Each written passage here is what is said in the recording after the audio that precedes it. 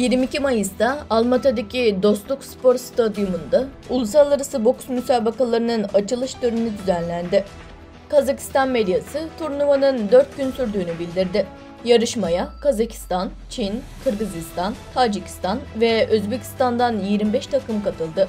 13 ağırlık sınıfında 177 boksör vardı. 3 gün içinde 26 sporcu seçildi ve 25 Mayıs'ta birincilik için yarıştı. 26 Mayıs'ta sona eren yarışmada birincilik ve ikincilik kazananları belli oldu.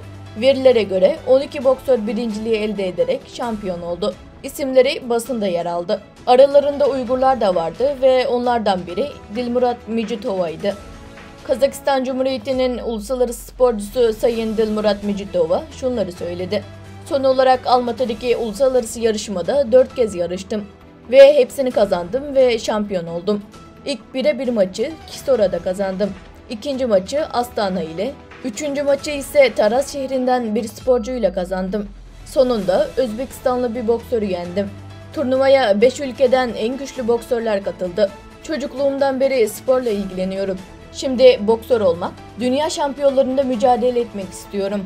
Uygurlardan ünlü boksör Abdurreşit Abdurrahman'ın müridiyim dersem yanılmış olmam. Çünkü yanımıza geldiğinde bize çok şey öğretti. Birçok yarışma kazandım.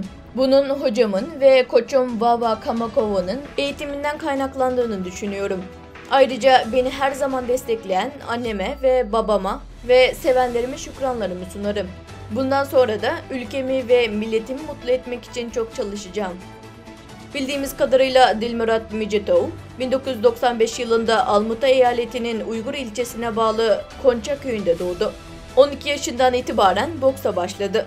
Birçok yarışmaya katıldı ve Kazak boks şampiyonu unvanını aldı. İlerleyen yıllarda Ukrayna, Rusya, Kırgızistan, Çin ve diğer ülkelerdeki geçmiş yarışmalarda iyi performans gösterdi ve şimdi Kazakistan'ın ünlü boksörlerinden biri.